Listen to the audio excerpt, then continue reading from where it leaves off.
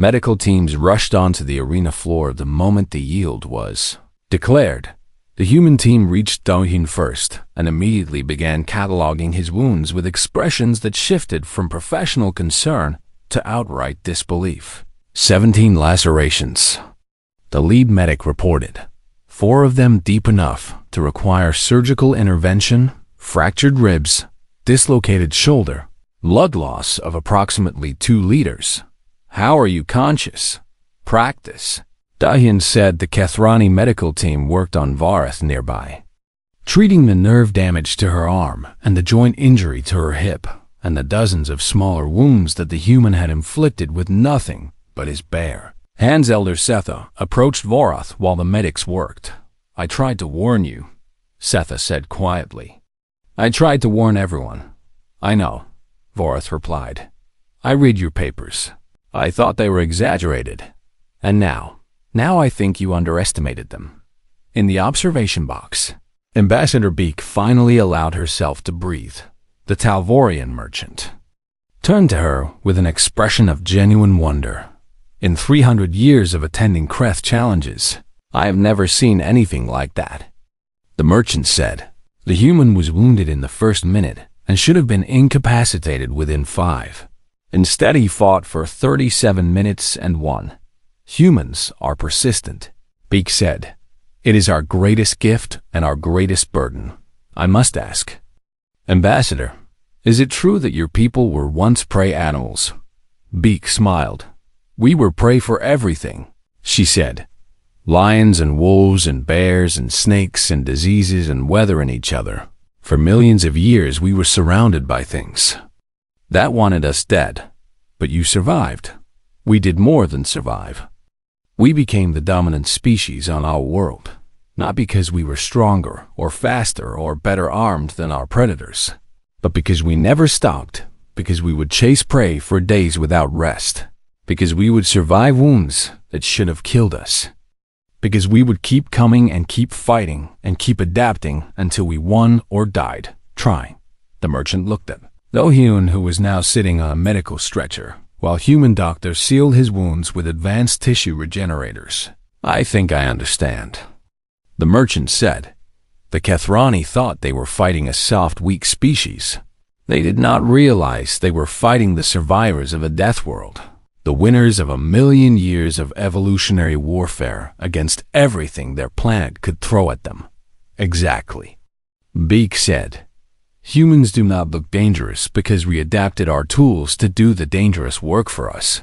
But underneath the tools we are still what we always were. Persistence predators who do not know how to quit. On the arena floor, Varath approached Do-hyun while both medical teams watched nervously. She stood before him and looked at the wounds that covered his body and the steadiness that still remained in his eyes. You asked me what lesson I should teach my people, she said. I did. I will tell them this. Humans have no natural weapons because they do not need them.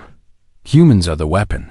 The claws and the fangs and the venom that evolution gave other species are tools, things that can be taken away or broken or avoided. But what humans have cannot be taken. It is built into their blood and their bones and their minds. It is the will to never stop. Do-hyun nodded slowly. That is a good lesson. I have another question. Ask. When you dropped the blade at the beginning, were you confident you would win? He considered the question carefully. No, he finally said. I thought there was a reasonable chance I would die. Then why did you do it? Because some things are more important than survival. My species needed the Kethrani to see us as we truly are. If I had fought with the blade and won, you would have dismissed me as a lucky creature with a sharp object. By fighting without the blade, I forced you to confront what humans really are. That lesson was worth the risk. Varath stared at him. You risked your life for a lesson. I am a soldier. Risking my life is what I do.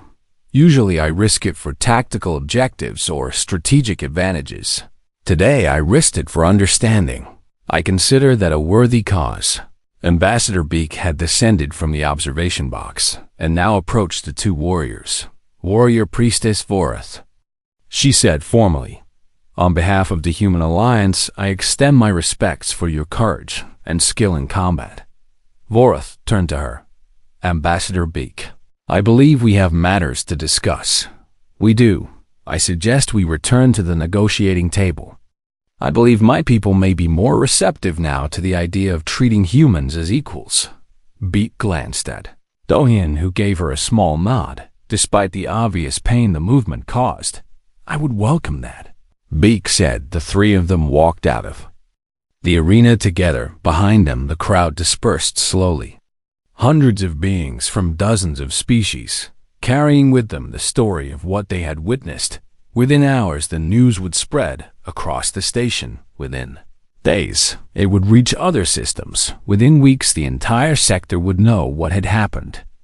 On Vexel 7, a human had challenged a Kithrani warrior priestess to single combat and won, not with superior weapons or advanced technology or clever tricks, with bare hands and bleeding wounds and a refusal to stop that bordered on madness. Elder Setha remained in the arena after everyone else had left. She stood on the blood-stained floor and looked at the blade that Dohyun had dropped at the beginning of the fight, a Kithrani weapon designed for Kithrani hands. He had not even needed it. She picked up the blade and turned it over, studying the edge that had never tasted human blood because its wielder had chosen to fight without it.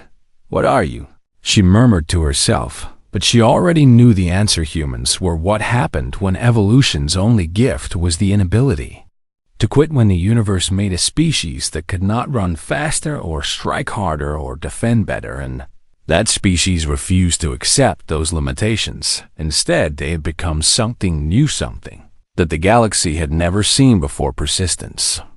Predators who had conquered their death world through sheer, stubborn endurance and then looked up at the stars and decided to do the same thing. Setha returned the blade to the weapons vault and sealed it away.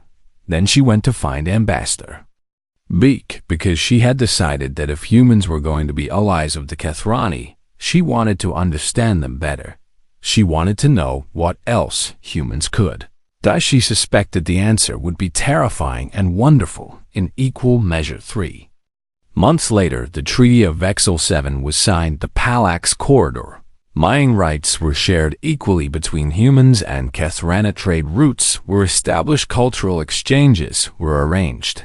In the official records of the Kithrani Empire, a new entry was added to their classification of galactic species under the section titled Humans, where once had been written Category, Prey Species. Threat Level, Minimal. Now reads something different. Category, Persistence Predators. Threat Level, Do not underestimate. Note, they are the weapon. Sergeant Dohyun Park recovered from his wounds in 6 weeks. He returned to active duty with 17 new scars and a commendation from the Human Alliance Council. Ambassador Beak went on to negotiate 43 more treaties with species who had heard what happened on Vexel 7 and decided they would rather talk to humans than fight them. And somewhere in the vast archives of Elder Setha's research, a new paper was being written. Its title was simple, but its contents would reshape how the galaxy understood humanity on the nature of human persistence. Why the species without weapons became the most dangerous species of all. The paper ended with a single observation that Setha had carried with her since the day she watched a bleeding human refuse to fall. Other species evolved weapons to survive. Humans evolved something else. They evolved the certainty that they could survive anything. And because they believed it, they made it true. That was the human weapon it always had been. Vorath did not yield. Her pride would not allow it, not yet. Not when there was still strength in her limbs and air in her lungs, and the eyes of her people watching from the stance. She attacked. The fight entered its final phase, and the violence became something primal, something ancient. 2 apex predators from different worlds testing the limits of what their bodies could endure. Vorath used every natural weapon her species possessed. Her claws raked across human flesh and left furrows that would scar. Her teeth snapped at his throat and missed by centimeters when he twisted Away her tail swept and struck and battered him backward again, and Agandahyun took the damage. He did not try to avoid everything, because that was impossible now. Not with his body wounded and his blood soaking into the ancient stone floor. Instead, he chose which attacks to accept and which to counter. He traded injury for opportunity. She caught him across the face with her claws and opened cuts from his temple to his jowl. The same moment he drove his knee into the joint where her leg met her hip and felt something shift wrongly beneath her scales. She roared in pain and stumbled. He pressed forward. The crowd had stopped breathing in the observation box. Ambassador Beak had her hands pressed over her mouth and tears ran down her cheeks because she was watching a man destroy himself to prove a point. The Talvorian merchant had long since given up recording and simply stared. He should be dead, the merchant whispered. By every measure I know he should be dead. He should be, Beak agreed. But he decided not to be, and humans are very good at deciding things. On the arena floor, Dohyun pressed his advantageous leg was compromised now, and her movements suffered. She could no longer circle freely, could no longer retreat and recover, could only stand her ground and meet his attacks head-on. He struck nerve clusters and pressure points and the weak spots where her scales thinned over joints. He fought with a precision that seemed impossible for someone who was bleeding from more wounds than she could count. Every strike landed where it would do the most damage. Every movement conserved energy. He was managing himself the way a general managed an army, allocating resources and planning 3 moves ahead and never wasting anything. You are learning. Marath gasped between exchanges. You are learning how to fight me in the middle of the fight itself. Yes, he said. That is not possible. Fighting styles take years to develop. Counters take months to practice. Humans learn fast, he said. We had to. Our world did not give us time to develop slowly. We adapted, or we died, and we did not die. She threw a desperate strike at his throat, and he caught her arm and used her momentum to spin her around. His arm locked around her neck from behind, his legs wrapped around her torso. From below, she was trapped in a hold that she had never seen before. A configuration of limbs and leverage that seemed specifically designed to neutralize larger opponents. Yield, he said quietly, his mouth close to her ear. Never, she snarled. Then I will apply pressure until you lose consciousness. And you will wake up having lost the breath, and your people will say you were weak, that you let a human defeat you because you were not strong enough to stay awake. You would not. I would. But I do not want to. You have fought well, Vorith. You have fought better than anyone I have faced in years. Yield with dignity. Yield as a warrior who tested herself against a worthy opponent. That is not shame. That is honor. She struggled against the hold and found no weakness. The human's grip was absolute, and his positioning was perfect, and she had no leverage and no angle and no chance of escape. How? She demanded. How did you learn to do this? Humans invented 1,000 ways to fight, he said. 1,000 martial traditions from 1,000 cultures. We were weak and soft and surrounded by things that wanted to kill us. So we learned to fight with every part of our bodies.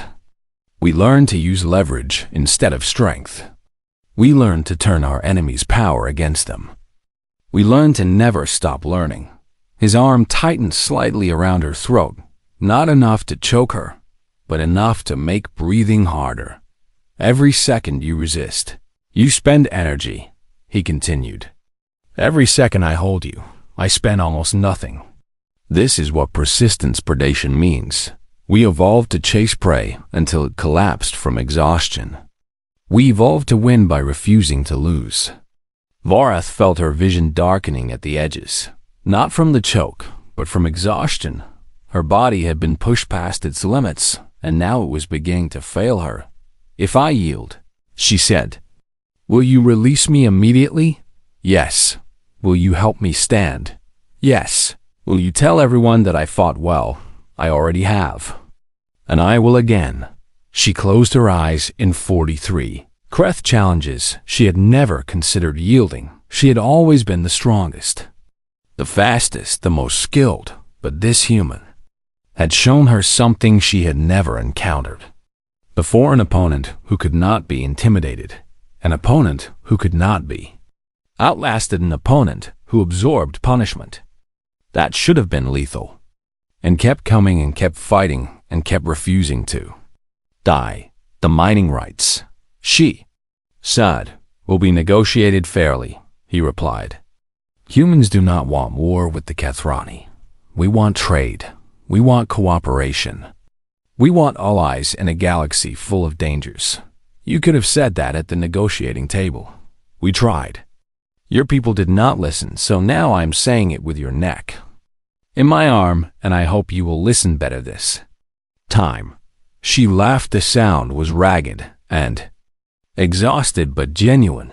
You are either the bravest being I have ever met or the most foolish. Possibly both. The arena waited. Elder Setha had tears on her scaled face, though she did not know why Derek Van gripped the railing so hard. His claws left marks in the metal ambassador. Beak had stopped crying and was simply waiting with her breath held and her heart pounding. Vorath opened her eyes. I yield, she said. Words rang across the arena for a moment.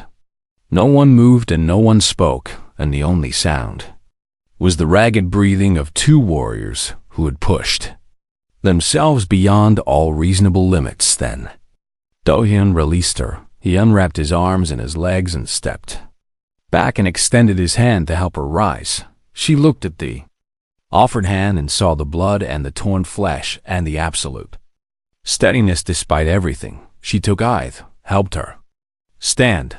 The arena erupted not with the mockery that had greeted the beginning of the fight, but with something else. Something that sounded almost like respect. Vorath stood on her wounded leg and looked at the human who had defeated her. What are you called? She asked. Do-hyun. Sergeant Do-hyun Park. Sergeant Do-hyun Park. I will remember your name. I will tell my children your name. I will make certain my people never forget what happened here today. I hope they remember the right lesson, he said. And what lesson is that? He smiled through the blood on his face. The humans want friends, not enemies. That we will fight if we must, but we would rather talk. That we dropped our weapon because we wanted you to see us clearly, without tools, without advantages. Just us. I see you, she said. Good. Then let us never fight again. Let us be allies instead. She looked at him for a long moment. Then she clasped his hand in the Kethrani gesture of respect between warriors. Allies, she agreed. The arena had gone completely silent. Every being present stared at the impossible sight before Thema. Human had caught a Kethrani blade between his bare hands. Blood ran from the cuts in his palms where the edge bit into flesh. But his grip did not waver, and his arms did not shake, and the blade remained perfectly motionless in the space between. Themverth pulled. The blade did not move. She twisted. The blade did not move. She looked into the human's eyes and saw no strain, no desperate effort.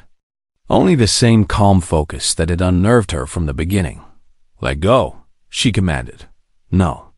Do-hyun said. He twisted his body and wrenched the blade from her grip with a motion that used her own pulling force against her.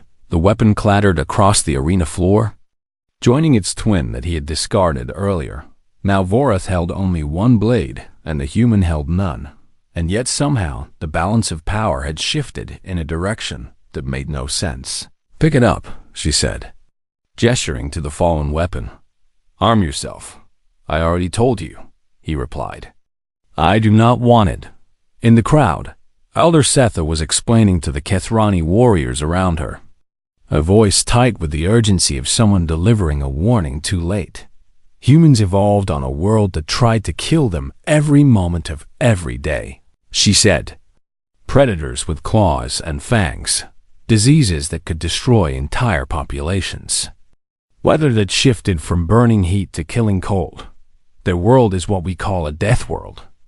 And they survived it without natural weapons of any kind. Torek Ban shook his head. If they had no weapons, how did they survive? They became weapons, Setha said. They evolved to outlast anything that attacked them. They can run for days without stopping. They can survive wounds that would kill any other species. They can function through pain that would leave us unconscious. And their minds adapt faster than any species we have ever encountered on the arena floor. Vorath circled the human with her. Remaining blade ready. 20 minutes had passed. Since the fight began, 20 minutes of combat that should have ended in seconds. Arms burned with exhaustion, and her lungs worked hard to pull in enough. Air and her scales had lost their threat display. Colors, because her body no longer had energy to waste on intimidation. Doni circled with her, matching her movement, watching, waiting. His wounds were serious and numerous, but he moved as if they did not exist. What are you? Vorath asked. I am human, he said. We are persistent. That is all. We do not give up. We do not stop. We keep going until we succeed or until we die. And even dying takes us longer than it should. She lunged at him with her blade aimed at his heart. He sidestepped and let the blade pass so close to his chest that it cut through his shirt without touching skin. His hand shot out and struck a nerve cluster on her extended arm. The blade fell from fingers that had suddenly gone numb now. They were both unarmed. Vorath stared at her useless hand and then at the human who had just disarmed the greatest warrior of her generation using nothing but knowledge and patience.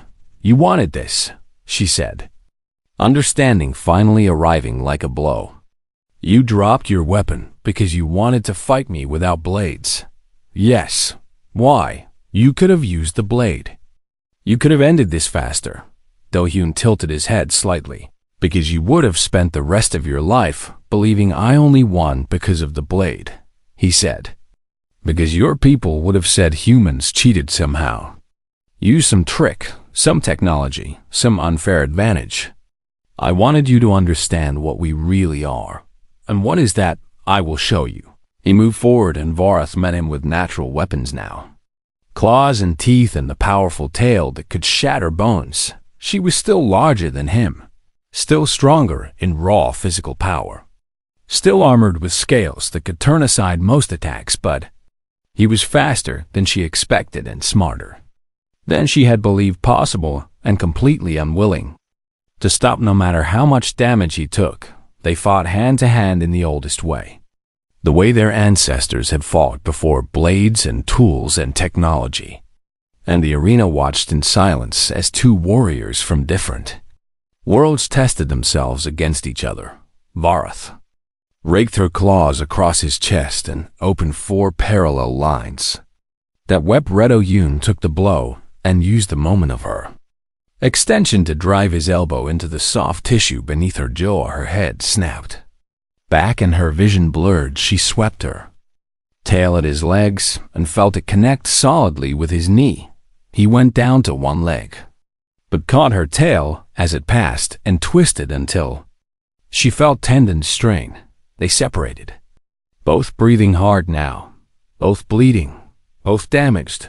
But Do-Hyun was smiling, not a cruel smile or a mocking smile, but something genuine and almost warm. What is amusing? Vorath demanded. I have not had a fight like this in years, he said. You are magnificent. She blinked at him in 43. Kreth challenges no opponent had ever complimented her in the middle of combat. You are insane, she said. Possibly, he admitted. But I am also still standing, and you are getting tired. And I am not. She knew he was right. Her body had passed through exhaustion into something worse. The deep drain that came from pushing too hard for too long. Kathrani were built for explosive power, for quick, decisive strikes, for battles that lasted minutes rather than the half-hour this had become. The human had turned her greatest strength into a weakness simply by refusing to die quickly. "The bleeding," she said. "You have lost so much blood. Humans carry extra," he said. "We can lose a lot before we stop functioning, and our blood clots fast. And our wounds start healing almost immediately. We are hard to kill. Vorath, we are very hard to kill." He advanced again. She retreated for the first time in the entire fight. The crowd murmured. At the sight of a Kethrani warrior priestess giving ground to a wounded human, elder Setha had stopped explaining and was simply watching with an expression of quiet sorrow. She had tried to warn her people about humans. She had written papers and given lectures and begged the council to reconsider provoking this strange, resilient species. No one had listened, no one had believed that the soft, weak, short-lived humans could ever threaten Kethrani dominance. Now they would learn. "I do not want to kill you," Do-Yun said as he advanced. "Yield. Accept that humans deserve to negotiate as equals. End this." Vorath's pride screamed at her to keep fighting, to die rather than yield to a lesser species. But as she looked at this human who had absorbed enough damage to kill most warriors and still stood steady and still moved forward and still watched her with those patient predator eyes, she wondered if humans were lesser at all. She wondered if her people had made a terrible mistake in how they classified this species. She wondered what else they had gotten wrong. "If I yield," she said, "what happens?" "Negotiations resume," he said. "Your people keep their honor because you fought well. Mine keep their dignity because I did not lose. Everyone walks away with something. And if I do not yield," he stopped advancing, "then we keep fighting until one of us cannot continue," he said. "And I do not stop, Vorath. I have never stopped, not once in my entire life. I broke my leg during a mission once, and I kept walking on it for 3 days until I reached extraction. I was shot through the stomach, and I held the wound closed with one hand while I completed my objective with the other. This is what humans are. We do not stop." She looked at him and saw the truth of his words in every scar and every wound, and the absolute certainty in his eyes. She was facing something her people had never encountered before, an enemy that simply would not end. Vorath attacked with a testing strike, a simple diagonal slash meant to force the human toward his fallen weapon rather than to kill. She expected him to scramble backward and grab the blade and fight properly like a civilized being. Instead, Do-Yun moved. He did not move fast by Kethrani standards because humans could not match Kethrani's speed in short bursts. But he moved correctly in a way that made Vorath's blade cut empty air where he had been a moment before. He stepped inside her guard while her arm was still extended and placed his open palm against her wrist and redirected her momentum so that she stumbled half a step to the right. The crowd went silent. Vorath recovered instantly and spun with her second blade already slashing toward his neck. Do-Yun ducked under the strike and moved again, always moving, never stopping in one place long enough for her to target him properly. "Stand still," she commanded. He did not stand still. She attacked with genuine intent now, her blades weaving patterns that had ended dozens of lives, combinations that warriors from 100 worlds had failed to counter. Do-Yun evaded some strikes and redirected others and absorbed a few that he could not avoid. A blade caught his forearm and opened a line of red across his skin. Another grazed his ribs and left a shallow cut that stained his shirt. He bled freely, and the scent of human blood filled the arena with something unfamiliar and strange. But he did not stop moving in the observation box. Ambassador Beak gripped the railing so hard her hands ached. "What is he doing?" she whispered to no one. What is he possibly doing? A Talvorian merchant beside her had begun recording the fight. Something unexpected. The merchant replied, "This is worth documenting on the arena floor."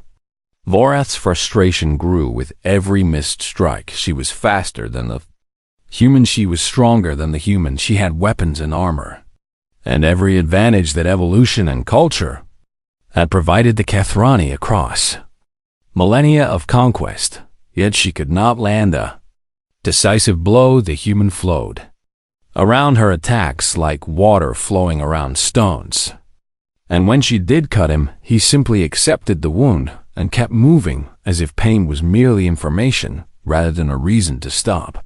"You fight like prey," she snarled, running and hiding and refusing to face me properly. "I am facing you," Do-Hyun replied, his breathing steady despite the blood running down his arm. "You are simply not hitting me where it matters." She roared and launched a furious combination that would have overwhelmed any opponent she had ever faced. Do-Hyun took a cut across his shoulder that went deep enough to show muscle. In exchange, he caught her extended arm at the elbow and twisted in a direction that Kethrani joints were not meant to bend. Vorath felt pain lance through her arm, and she jerked backward to break his grip.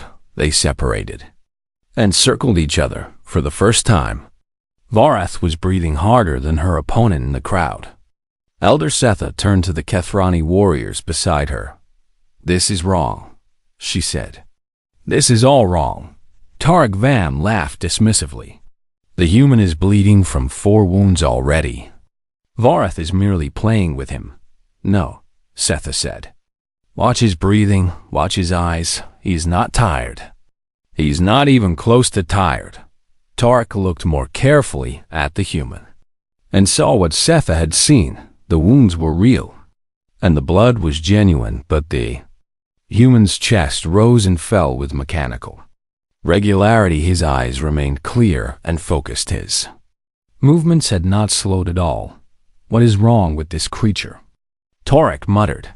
"Nothing is wrong," Setha replied. "This is exactly what humans are. We simply never understood what that meant on the arena floor." Vorath attacked again. She was the greatest warrior the Kethrani had produced in 3 generations. She had trained since childhood. She had killed her first opponent in Kreth when she was barely an adult. And she had never stopped killing, and she had never stopped winning. But 5 minutes into this fight, she was beginning to feel something she had not felt since her earliest training bout. The human absorbed another cut, this one across his thigh, and in the same moment he drove his palm into a nerve cluster beneath her arm. Numbness spread through her right shoulder. She switched her primary blade to her left hand and kept fighting. But now she was compensating. Now she was adjusting. Now she was the one reacting rather than acting. "You knew," she said between strikes. "You knew where to hit me. I watched you move during your ritual," Do-Hyun said. "Your left shoulder rises slightly when you breathe.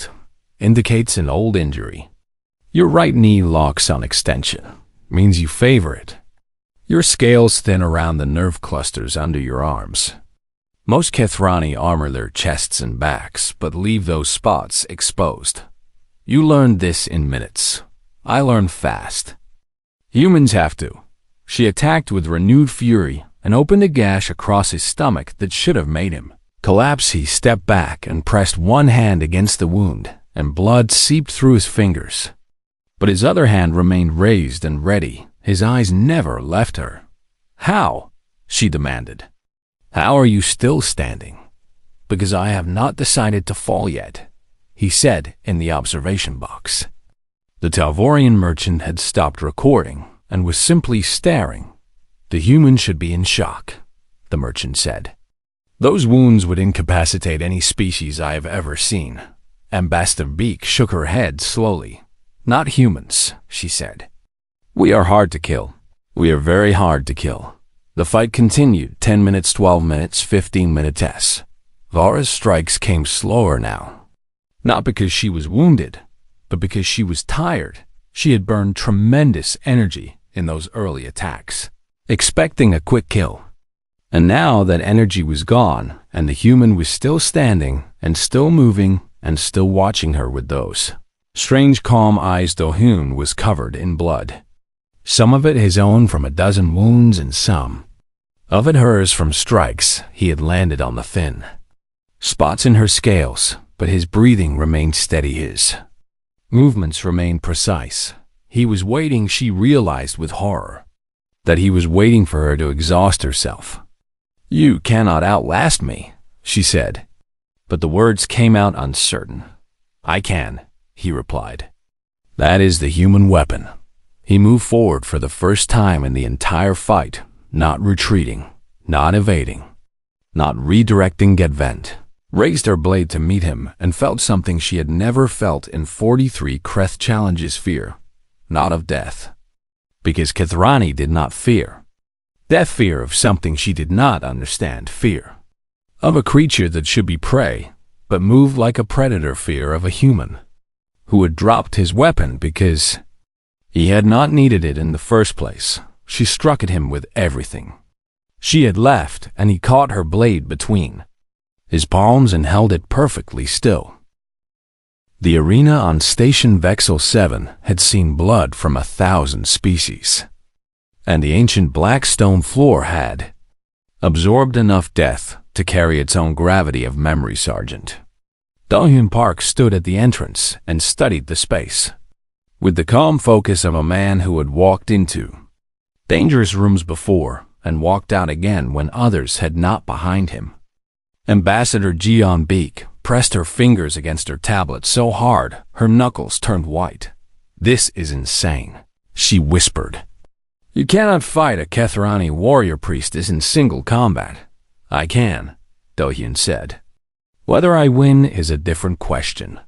The Kethrani delegation had ended negotiations 3 hours ago when their leader, Boris Silka, had declared humans unworthy of words and invoked the right of Kretha combat challenge, a tradition so old that refusing it meant forfeiting all claims, all rights, all dignity in the eyes of every species that respected strength.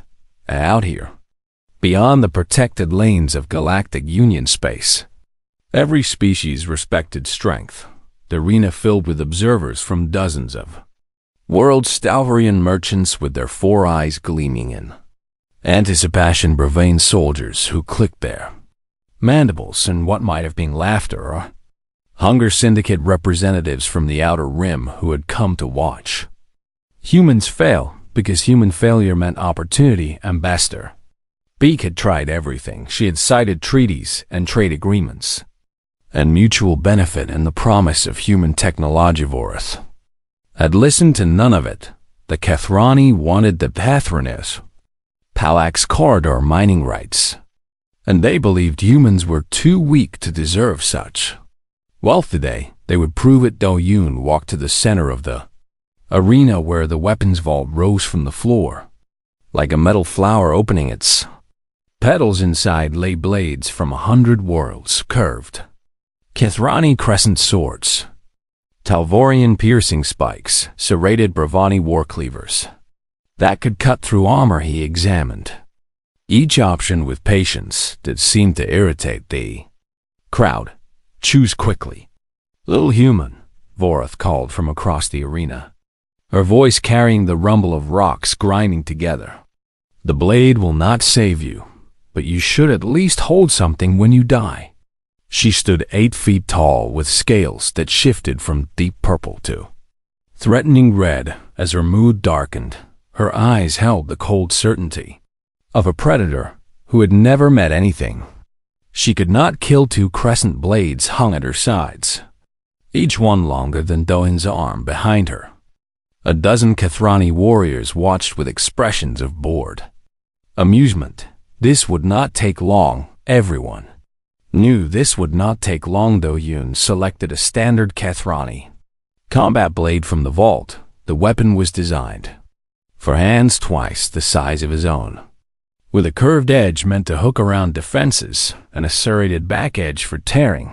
He held it up, tested its weight, adjusted his grip for it, laughed.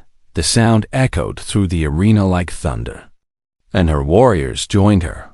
And soon half the crowd was laughing because the sight was genuinely absurd. A small human holding a Kethrani blade looked like a child playing with a sword stolen from a museum.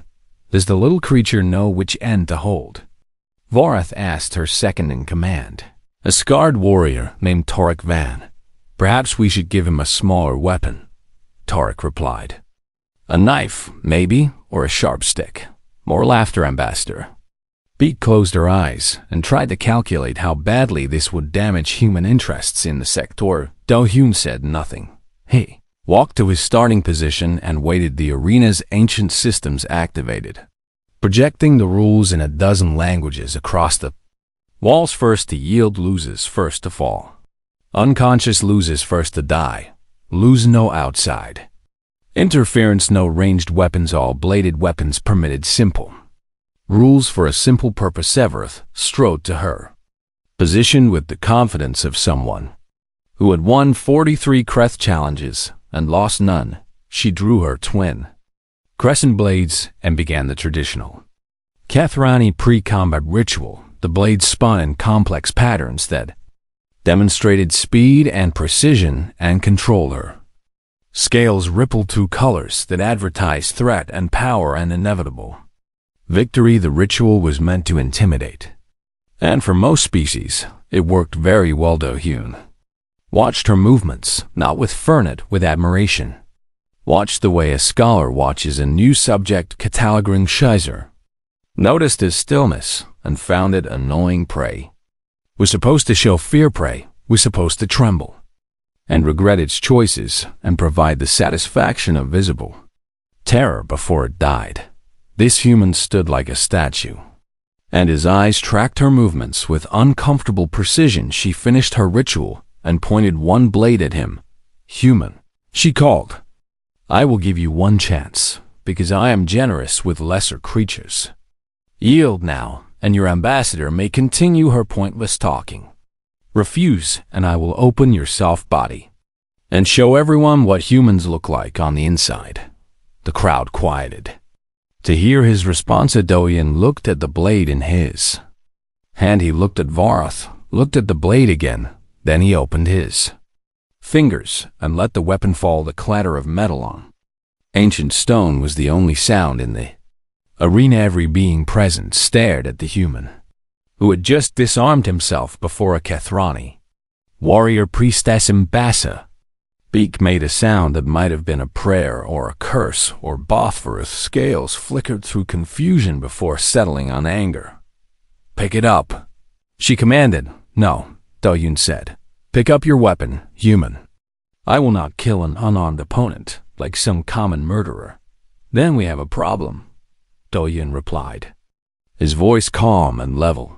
Because I do not want the weapon, Torek Van shouted from the sidelines. The creature has gone insane. Kill it and end this farce. But Vorath hesitated. In Kethrani culture, killing an unarmed opponent in Kreth brought shame. Rather than honor, the victory would be meaningless. The gods of battle would turn their faces away, yet refusing to fight meant forfeiting the challenge. The human had trapped her in a position that should not be possible. You are a fool, she growled. Without that blade you have nothing. No claws, no venom, no armor, no natural weapons of any kind. You are soft and small and weak. Do-Hyun nodded. You are right, he said. We have no claws, no venom, no scales, nothing that evolution gave other species. He rolled his shoulders and settled into a stance that Vorath did not recognize. Now it is fair, he said. Vorath stared at him. In his eyes, she saw something that made her grip her blades tighter. Something she could not name but recognized on an instinct that went deeper than thought. This human was not afraid. This human was not desperate. This human looked at her the way she looked at opponents, like a predator examining prey. She shook off the feeling. Because it was ridiculous. Because humans were categorically prey, and everyone knew this. And no amount of strange confidence could change biological fact. So be it, she said, and raised her blades. The ancient arena's systems detected that both combatants were ready. A tone sounded. Across the space the right of Kreth had begun. Dohyun stood, empty-handed against 8 feet of scaled muscle and twin blades that had killed warriors from 6 different species. And somewhere in the watching crowd, an elderly Kethrani historian named Setha leaned forward with an expression of growing concern. She had studied humans. She knew things about them that others did not, and she was very much afraid that her people had made a terrible mistake.